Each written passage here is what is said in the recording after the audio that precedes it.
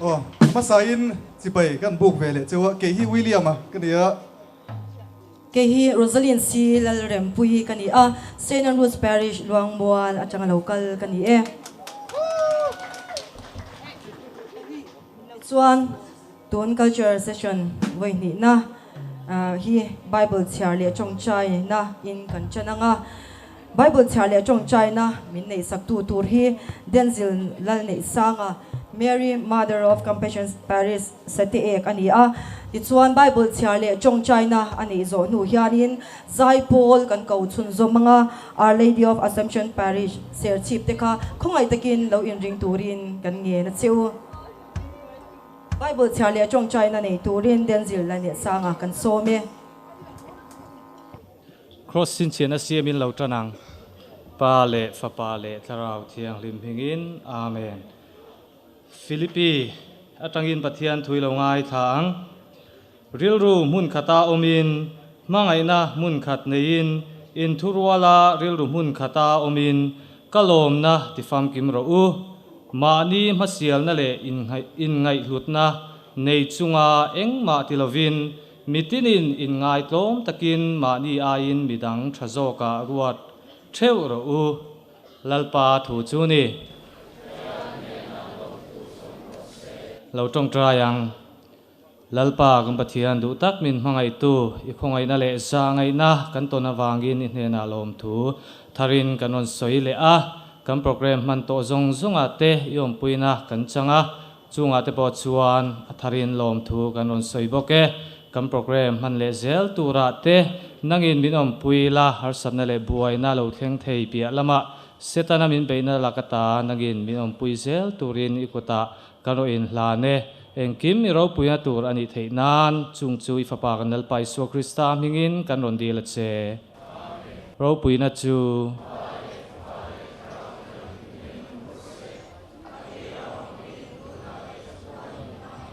pale fapa le tharau thiang rin mingin amen Denzil la ne sanga kan lo me ole tuna chuan Zai Paul kan ngai tha anga Our Lady of Assumption Parish ser chip te an alom nan kut lo beng ang u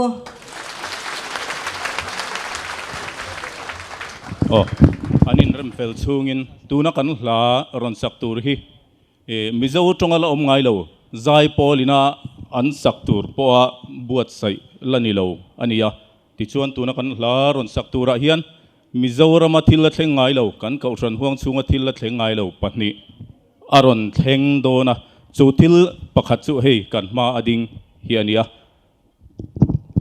midang chuan branch dang le paris dang te chuan an tel pui fo thinan kau tran ruai tu an kau tran rong bol tu ten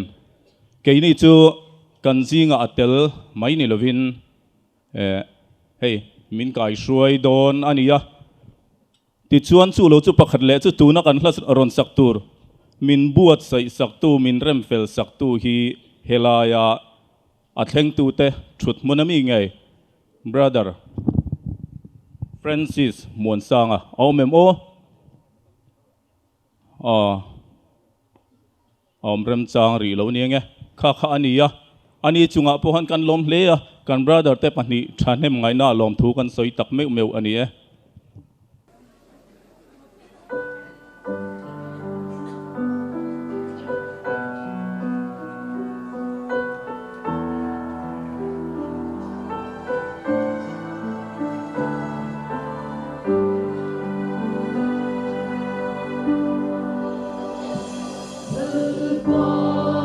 subscribe cho kênh Ghiền Mì Gõ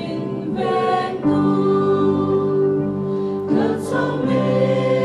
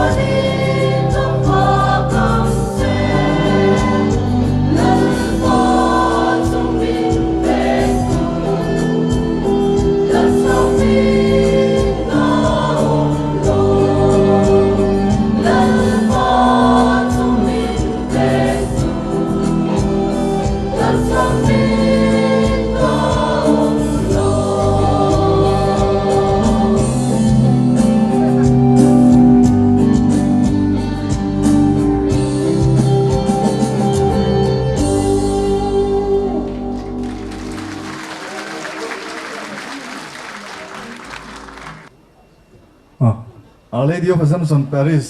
เสียชีพเตมวยตักเมมีมันใจสักเอ็นจุงอาลมถูกันเซนี่จวนตัวน่ะจวนนี้น้ำลามกันเอ็นเวทุงอ่ะ ICYM National Affairs มานี้ลูกกันเนี่ยคาเนี่ยอันนี้ฮีอันลาบกับวิดีโอกันจุดเทลูตาตาจวนนี้ปักหัดนะอันจุนี้อันนี้จวนตัวน่ะเฮียนี่เจโร่การตัวมวยตักเมียรอน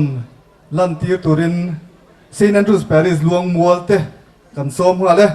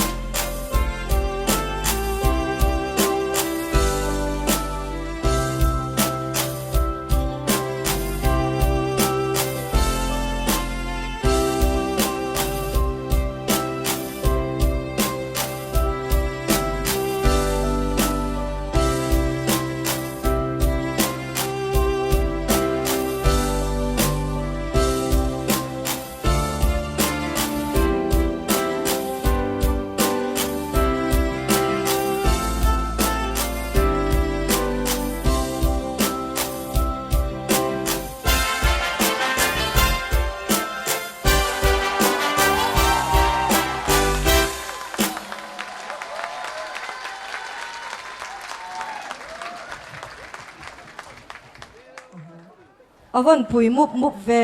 lom thu soi nan guru kut ring te ni beng le tiang u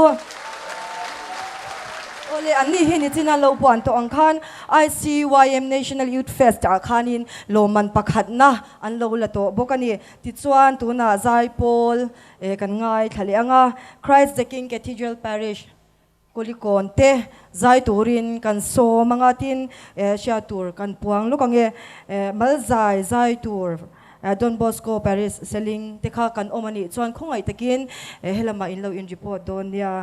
ole tuna Christ the King Cathedral Parish kolikon te zai turin kan so mga kut ring takin kan lo ben sakdon ya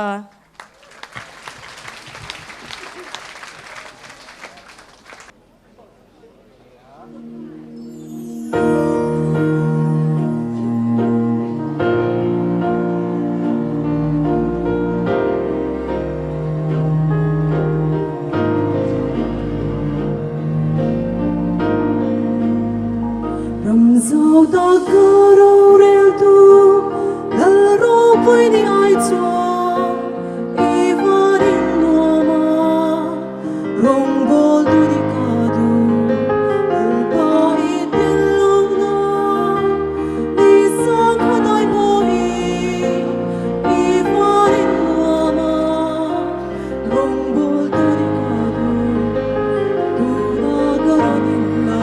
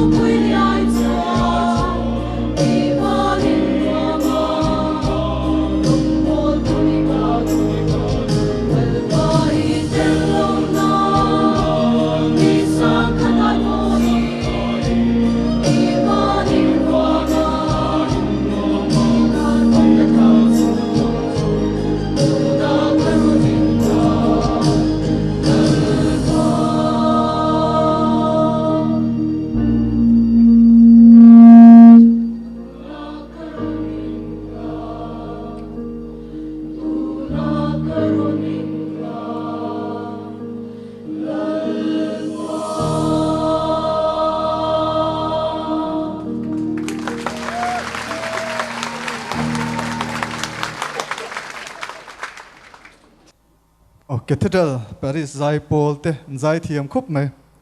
mani khanin kan trevikin kan ringa kumpuan pualin Bible chiar chuak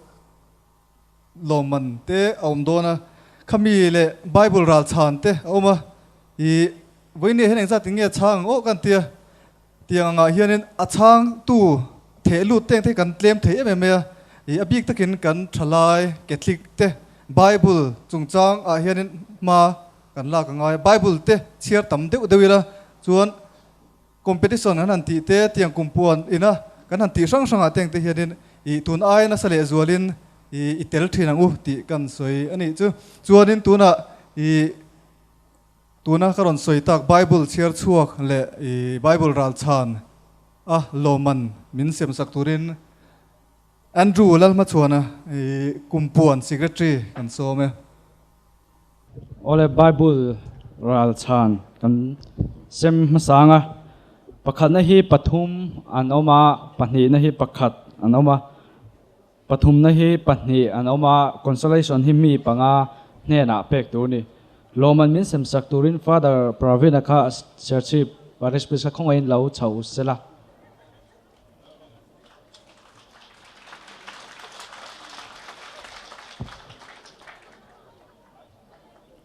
Loman pakhatna latu hi Francis langdau nang St. Mary's Parish Electric Van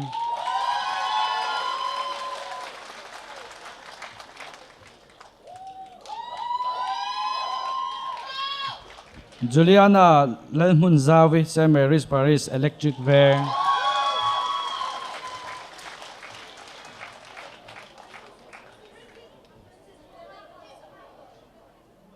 Anjali Zauthan Pui Pautu, Our Lady of Assumption Parish Church.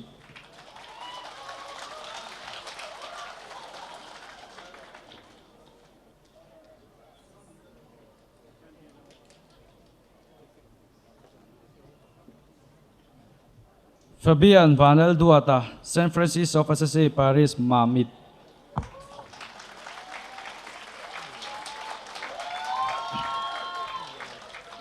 Brigitte Lalchazwali, St. Mary's Parish Electric Van.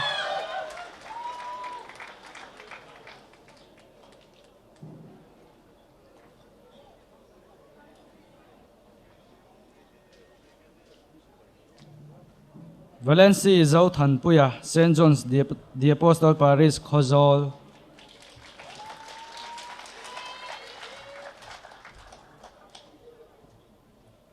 Lau chuan Parish Roi tu ten khong in lo lak sak mai ula.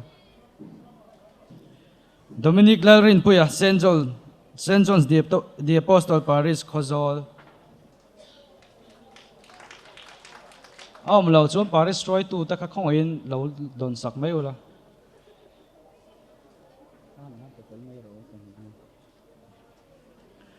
Bruno Colian Thiang, St. Paul's the Apostle Parish Sipir. Parish Roi tu te mokhan lo lak sak mai ula. Ha petel lo sen Khozol.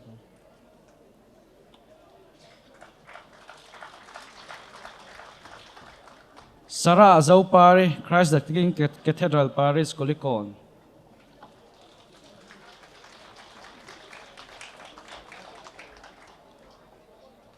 Lau chuan khong in Parish Roi tu ta khan lo lak sak mai ula. Agnes Lun Kondim, St. John's the Apostle Parish Khozol.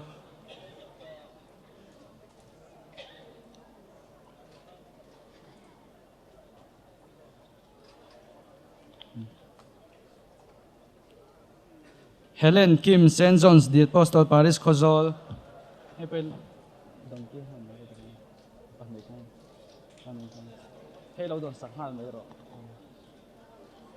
Joseph Laurin Moya, St. Mary's Parish Electric Van.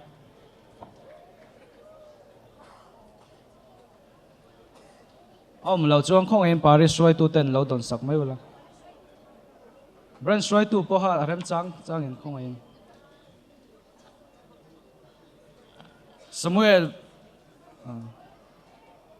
Hemizo hian Samuel Vanal Ruata, St. Mary's Parish Electric Van.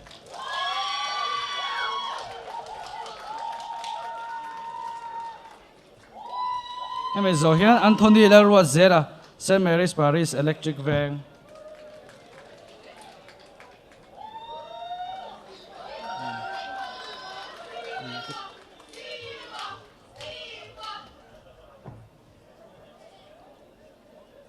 Father Pravin chunga kan lome tuna chuanin Bible chair chuak ten hena loman kan sem lenga kausan le Bible ti thupui min sai sak tu Father Jerome kha khongain lo chho sela Bible chair chuak tun tram chung ania mi somin an chair chuak ani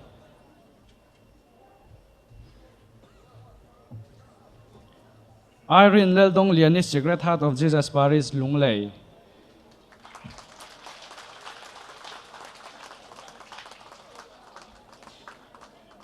Irene Leldong Liani om lo chuan Parish Roi tu ten khong ain lo lak sak mai ula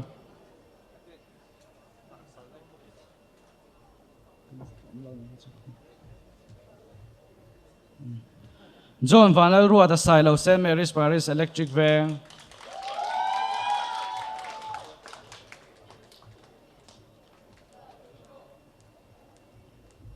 John Van L. Ruat a Silo om lo chuan Roi tu ten lo lak sak le mai ula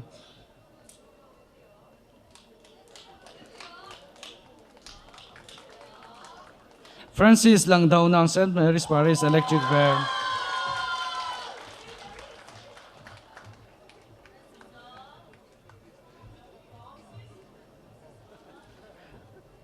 Raymond Lalram Huna St Mary's Parish Electric Veng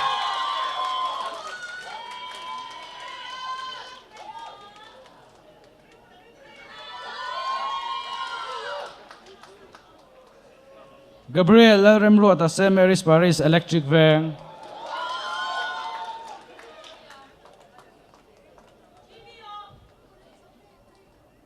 hết tay rong kala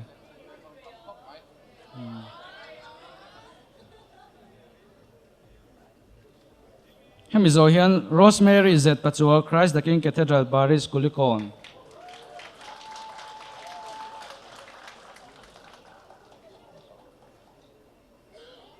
Rosemary Z Pachua omemo không ai Parish Roi tu ten in lo lak thei chuan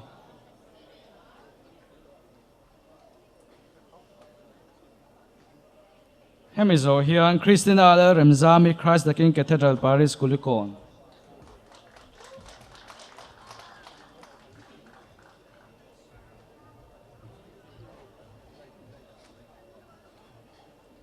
Christina zo hian Rebecca le Ruat Pui St Thomas Parish Ramhlun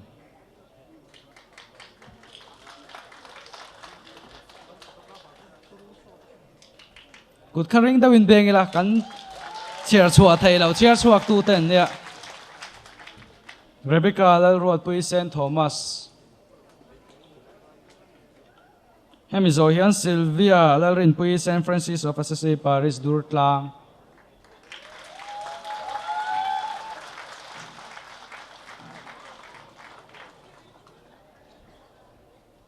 Sylvia omemo lo chuan Parish Roi tu ten Hemi zo hian Jessica le Rohlui St Francis of Assisi Parish Durtlang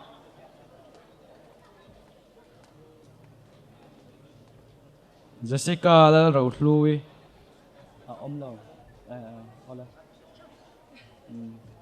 lo kati zong kha kan lo man sem thei ania Father Jerome chunga lom thu kan se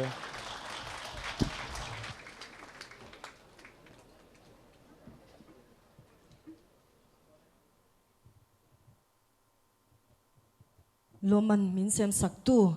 kan Father zom tak le tangwal anju te chunga lom thu kan soye Oliver in chu mit le beng atlai deuh molmol le mei tuna chuan namlam moi taka lolam le turin Holy Cross Parish champhai te kan soma ilo lomang u kut bengin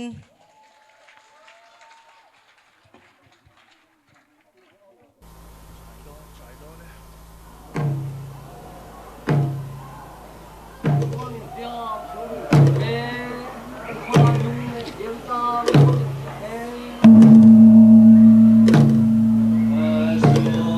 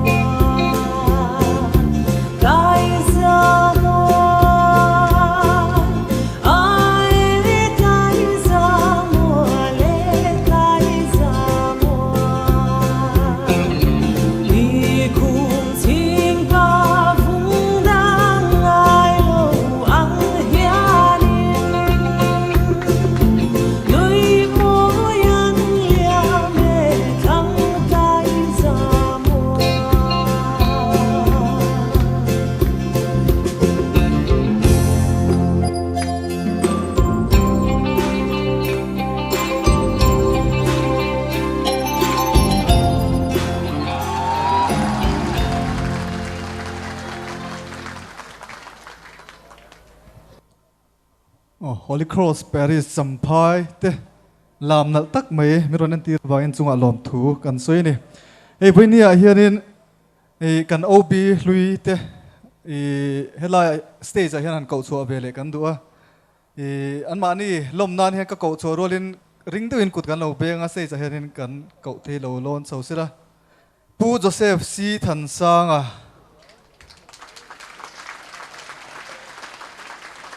o ani hi sang ni le pasari tanga sang ni pakua kha vice president ania sang ni som pakhat tanga sang ni som pathum general secretary ani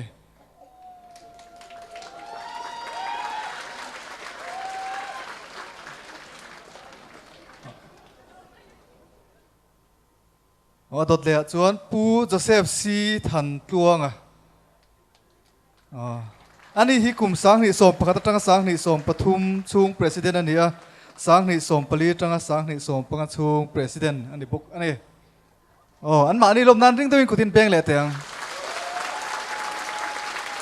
kan lo me tuna chuanin malzai kan ngai thavele thunga Francis lal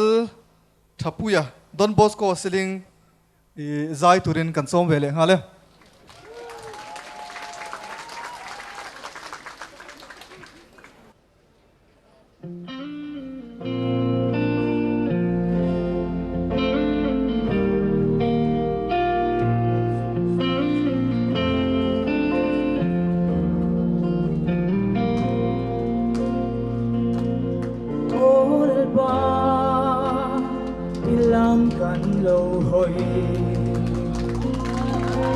nắng mạ lắm dâu cần run thi rê cần ram hi rum anh hi lao lệ khu đình cần ôm mê ô lal pa nắng mạ dâu cần bê se hồi làm tu reng shalo ya đi ilam hoi in ban kan phare bel tu reng hi o kan nei mo si lo kan hoi e o lal pa ilam kan hoi izon chua ni kan lut sâu lâu kan dạ dấu lâu min thổ sắc hi kan lâu hiam câu chín sẽ bên bầu tô niềm ma ila ô lal pa nang ma lam kan lâu hồi lam tu reng shelo ya đi ilam hoi in ban kan phare bel tu re hi o kan nei mon si lo kan hoi e o lal pa ilam kan hoi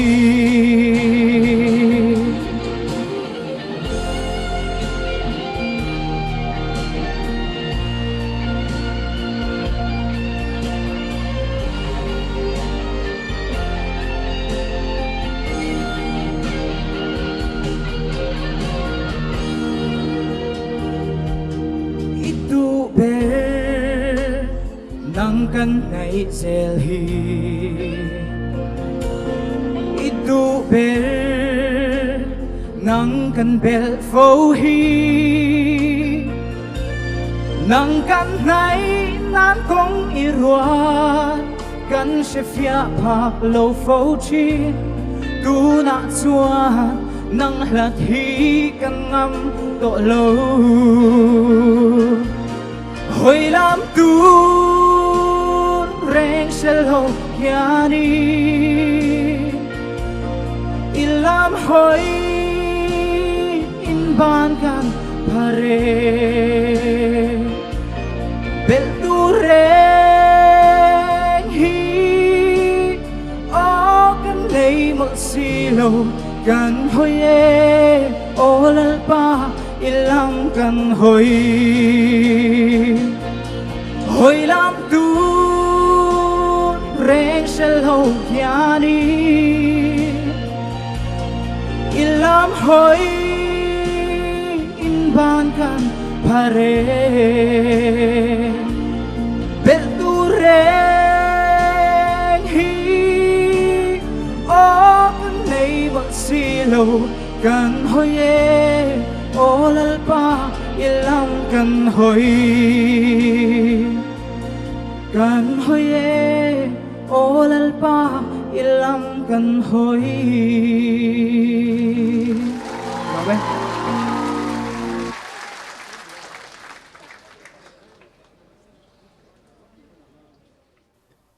Francis lal that puya zai thiam khop men ching khan lal that puya kalo ti pala min ngai dam sila ti kan chui bele ni chu chuan hemi zo zai turin si phir zai pol te kan ko cho velenga sei pos the apostle paris si phir te hianin ka kong ruai tu ti thiam takin anon sadon ni si phir zai pol te kan so me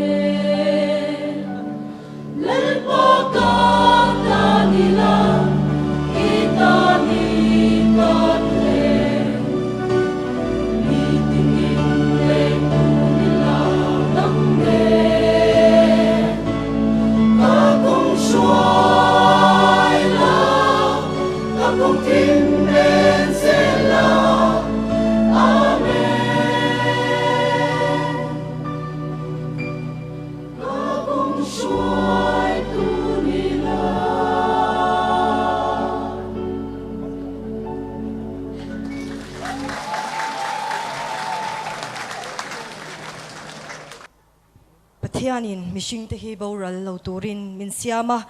engti nge ka hring nun hian fam achan ka du zong ti reng chung si chuan fam chan ka zuam si lo ka kong shwai tu ti hlamoi taka ron sa tu zaipol Saint Paul the Apostle Parish zaipol te anwa thiam em an tan kut ibeng liang u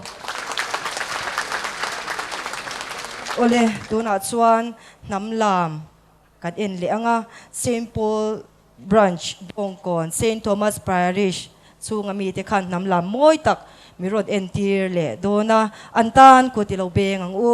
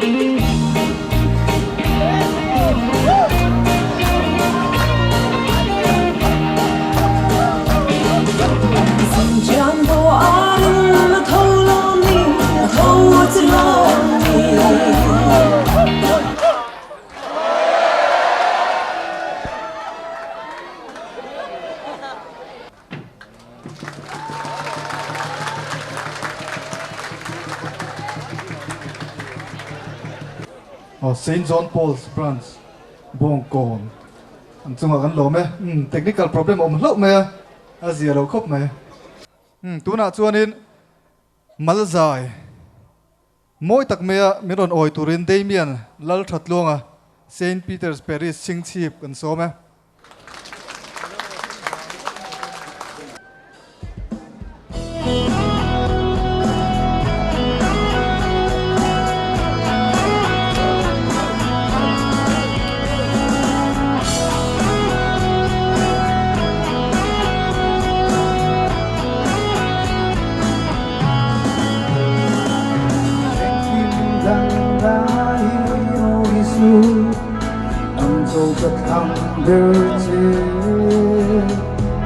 Bin mai na ru pui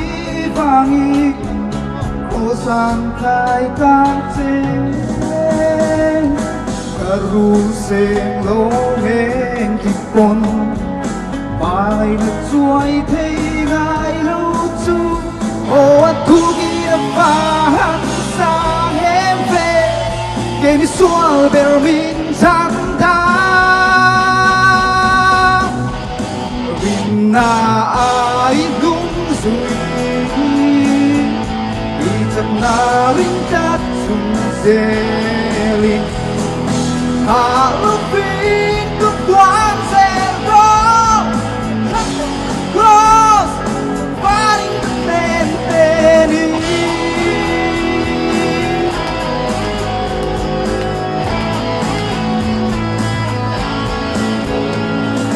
but hey cao chắc na te lalpan in nei la itan in nom le ko quai sana kan mun kam van thei na kap kong suai tu ni zela tuara apo sel ta ka kapini na itan pe Feli irang rau kui min ten la Vinna ai lung sui Di chậm na ring chat chung zeli La lúc pin cũng quang sel go The truck of the cross Fighting the same penny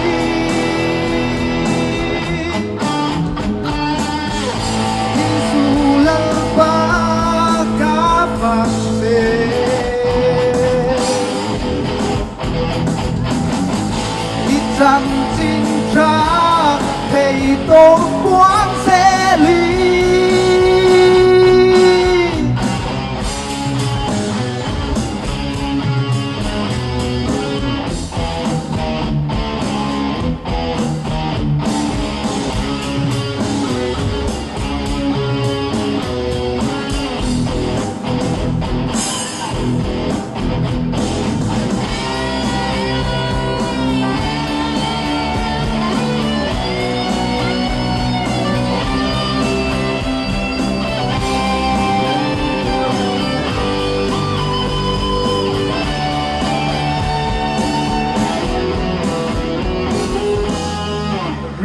na ai lung sui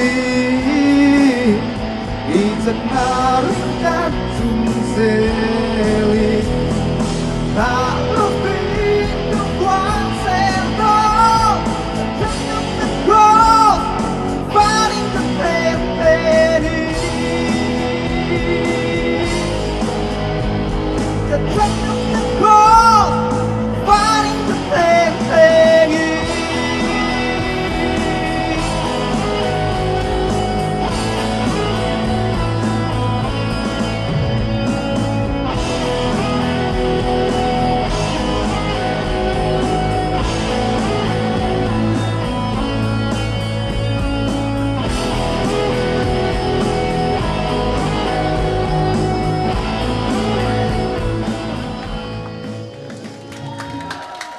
Hello, man. avan thiam em vele เดมียนเลชัดตัวงาเซนต์ปีเตอร์สปาริสชิงชีพจุงอาลมทูกันสวยโอเล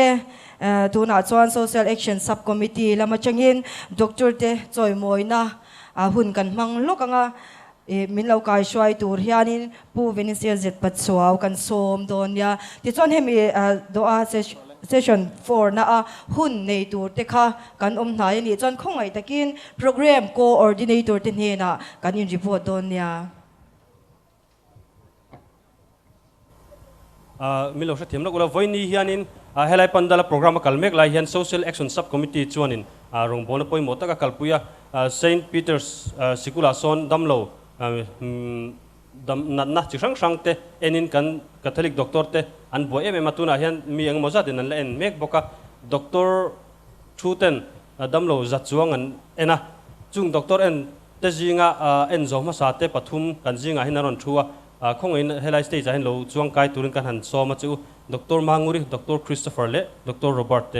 ตินกันบิชอปจอมตะคงสเตจมิโลโชสักเตจอน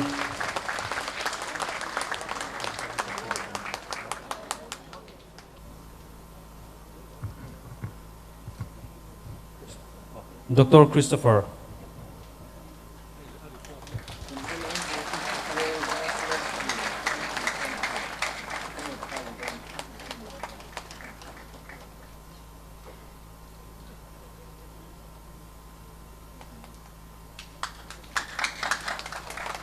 Dr. Manguri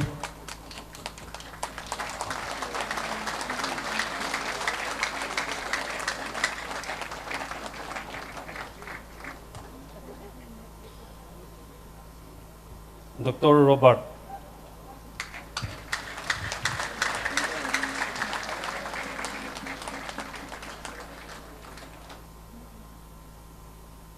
kan Dr. Sonam tak tak te in rong bol na lom thu kan soye i tun se son bi ka atop na ber turatan namlam Saint Lawrence Parish Waireng te kan some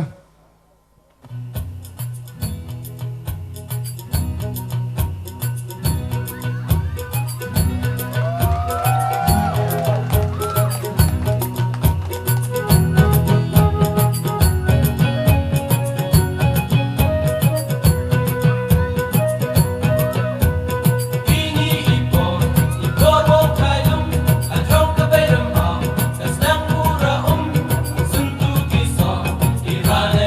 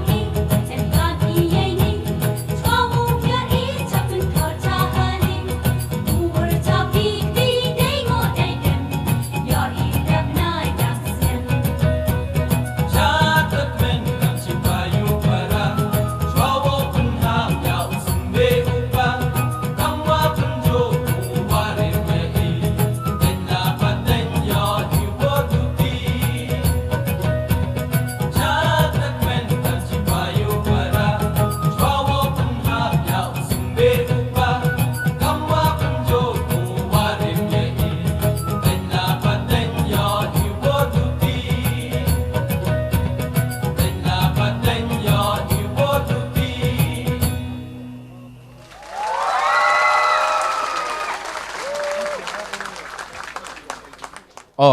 เซนต์วินเซนต์บรันส์ไบราบีเตลามอยตักมินเอ็นตีระอันจุงกันโลเมอารมณ์นั้นกูดินเบงเลเตียง